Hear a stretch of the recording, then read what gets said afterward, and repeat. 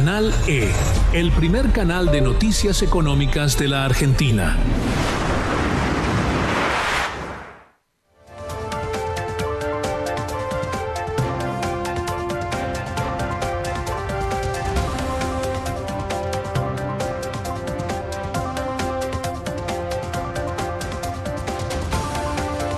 Continuamos con más información y vamos a hacer el relevamiento de los tipos de cambio del día de hoy, que tienen una particularidad con muy poca o casi nula variación. El dólar oficial en 1.150 pesos, el dólar tarjeta en 1.495, por supuesto es el dólar de la economía más caro porque tiene un componente que es impositivo, que se puede devolver, que es el 30% sobre el valor del dólar oficial. Dólar blue 1.170, un dólar por debajo de los 1.200 hace algunos días.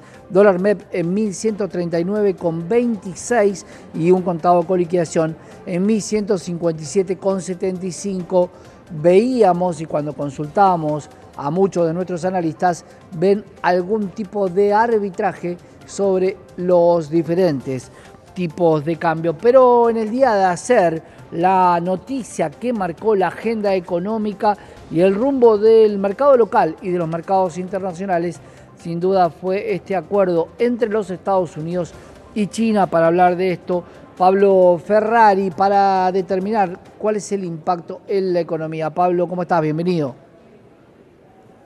Muchas gracias, buenas tardes. Buenas tardes. Contanos un poco cómo estás viendo este principio de acuerdo, porque algunos creen que puede llegar a tener algún desacuerdo futuro. En efecto, como uno ha visto desde que Trump asumió la presidencia, comenzó su segundo mandato, si bien existe un enfoque general que él había advertido en su campaña electoral, uno advierte movimientos erráticos que, a mi juicio, tienen que ver fundamentalmente con dos temas. Por un lado, un fenómeno de ensayo-error, donde probablemente Trump haya prescindido de algunos estudios, de algunos análisis de especialistas donde tenían evaluados algunos escenarios. No es que discrepan con el enfoque político de Trump, sino que, en todo caso, ante el mismo análisis y para defender los mismos intereses, tenían estrategias diferentes a la de Trump. Eso por un lado. Y por otro lado, me parece que también aparecen no solo las respuestas, como por ejemplo la de China, que aparentemente está mucho más meditada, sino también tensiones dentro de fracciones del capital estadounidense, como por ejemplo fue pública la tensión de Musk, Elon Musk, con Navarro, cuando hablaban de, Musk le decía, déjame algunas importaciones sin aranceles, porque las necesito yo, Claro. por ejemplo, para los autos eléctricos, y Navarro decía, no. Por lo tanto, uno lo que ve es, por ahora se calmó. Dentro de 90 días, si ocurre como hizo con México y Canadá, probablemente resurja la tensión. ¿Qué pasa con la economía en cuanto a la inflación de los Estados Unidos? ¿Esto morigera un poco el impacto de recesión? ¿Crees que hay una vuelta de timón o un manotazo final de cara a que si Estados Unidos repetía los mismos números del mes pasado, iba hacia una recesión? Puede ocurrir algo de eso, seguramente ocurre algo de eso, pero de todos modos el escenario recesivo, no solo estadounidense, sino mundial, entiendo yo, está dentro de las hipótesis, las consecuencias obligadas de las políticas de Trump. Por lo tanto, me parece que no necesariamente sea eso lo que ha hecho un aparente paso atrás en el caso de Trump, sino probablemente puede ser que este parate esté dentro del fenómeno de tácticas. Algunos lo atribuyen a las características personales, culturales de Trump en cuanto a negociador, como empresario, de pegar, retroceder, pero probablemente esté dentro de los pasos también que tienen meditados. Ahora, como vos advertías, esto no es cualquier cosa y yo entiendo que el fenómeno de mayor inflación al interior de Estados Unidos va a ocurrir, lo tienen pronosticado y por algo ha tenido también tensiones con la Reserva Federal en cuanto al nivel de las tasas. Claro, porque la gran presión y esto de sostener a un Jerome Powell, claro, siempre y cuando las decisiones que tome no sean arbitrarias a lo que la economía de los Estados Unidos y sobre todo Donald Trump está planteando, porque hablábamos, Pablo, con periodistas de Estados Unidos donde decían, no entendemos qué pasó en tan pocos meses para que se distorsione tanto la economía de un país. Estados Unidos es un gran exportador, pero también un grandísimo importador. Precisamente es muy importante recordar que hay cierta disposición a la recesión, a escenarios complicados, tanto a nivel local, hablando de Estados Unidos, como a nivel mundial, para reconfigurar, entre otras cuestiones, las cadenas de abastecimiento. Es un tema crucial, que en esto acuerdan demócratas y republicanos, las cadenas regionales de valor, ¿no? Porque si no, lo que ven es que China, en particular, ya los pasó en distintas áreas y en caso de no meter el freno de mano lo más prolijamente posible, pero meter el freno de mano al fil en estas circunstancias, se escapa a la tortuga, diría el economista Diego Armando. Claro, claro, totalmente. Ahora, a la economía local, este tema del el acuerdo entre tanto Estados Unidos como China, ¿crees que tiene algún componente que nos pueda llegar a tocar? ¿Nos podía beneficiar antes esta gran dispersión en los aranceles o para nosotros queda todo igual, Pablo? Yo lo que entiendo es que más que de forma directa, influye de forma indirecta. Pensemos que al día siguiente de la escalada arancelaria, en particular entre Estados Unidos y China, vimos cómo caían las bolsas del mundo, se sentía más la posibilidad de una escalada de devaluaciones competitivas. Por lo tanto, probablemente en la microcoyuntura en la que vive el gobierno, en términos locales, vea 90 días de respiro, ¿no? Tuvo su préstamo del FMI y ahora hay un parate de esta tensión, por lo tanto, en términos estrictamente coyunturales, representa un alivio de 90 días. Sin duda, algo que tiene que ver con los acuerdos también de aranceles con China y con la tecnología le permite a las compañías, sobre todo al Nasdaq, tener un mayor recorrido, ¿te parece? No te entendí la pregunta. El Nasdaq, sobre todo el índice de empresas tecnológicas, había sufrido mucho por este acuerdo que tenía respecto a los aranceles de China.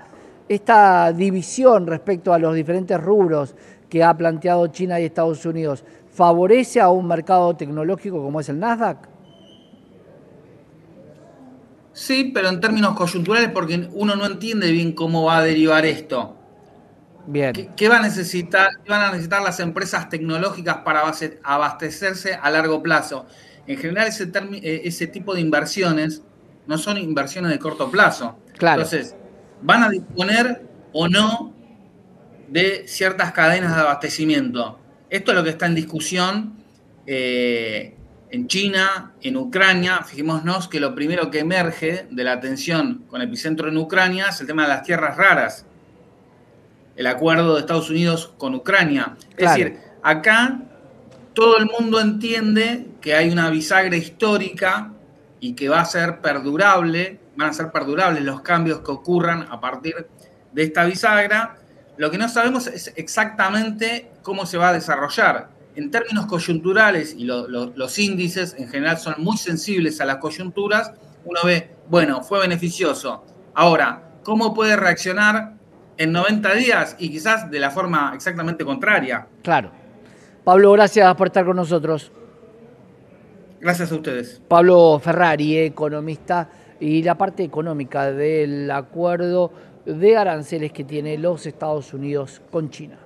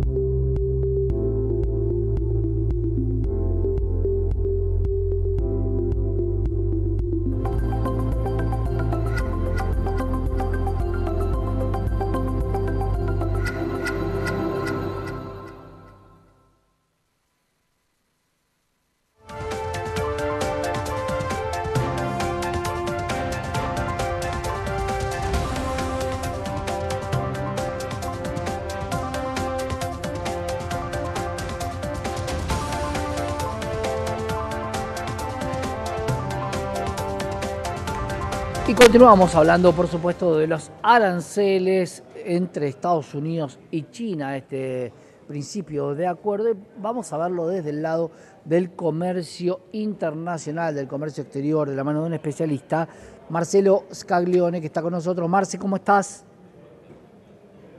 ¿Cómo te va, Santiago? Buen martes. ¿Cómo estás vos? Bueno, vamos a verlo desde el lado del comercio.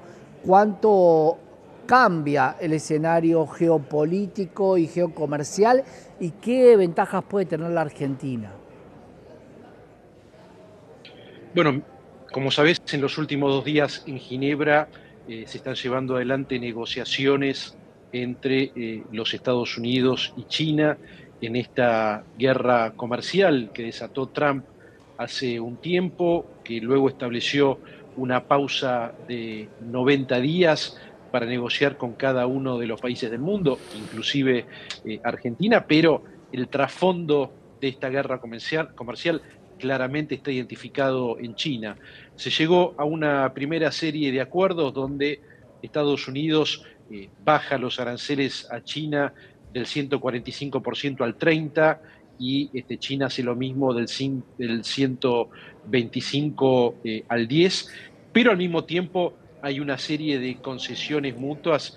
Recordarás que cuando Estados Unidos puso la presión al máximo en los aranceles, China no solamente replicó, sino que prohibió el envío y la salida de productos para las cadenas de valor tecnológicas, con lo cual eso generó y genera un gran nivel de desaprovisionamiento en Estados Unidos.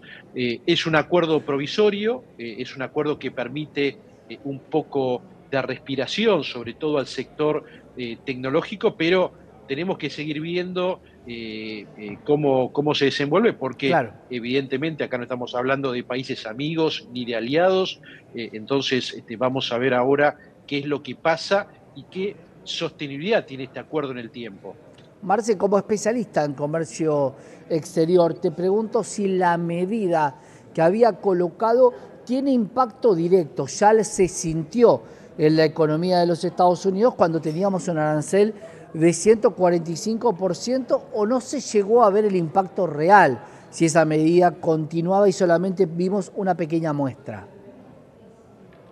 Vimos una pequeña muestra. Acordate que en las primeras 24 horas de los aranceles, las empresas tecnológicas perdieron miles de billones de dólares. Sí. en términos de capitalización y evidentemente esto generó una gran incertidumbre en el sector, pero como te volví a decir, hoy lo que se está trabajando sobre todo en Estados Unidos es el tema de la relocalización, el tema del nearshoring, es decir, colocar esas partes de la cadena de valor que están en China, en otros países más cercanos. Los países que pueden estar más beneficiados con todo esto son México y Brasil en nuestro continente, en algunos casos India, porque algunas partes pueden mudarse de China a la India. Son movimientos que no se hacen de un día para el otro, pero que evidentemente van a provocar un cambio en la estructura de las cadenas de valor, sobre todo en el sector tecnológico. Marce, ¿tiene que ver con la guerra que tienen con China por la hegemonía o por la balanza comercial entre los Estados Unidos y China como una pequeña excusa? Bueno, en realidad son dos temas que están completamente entrelazados. La realidad de el déficit comercial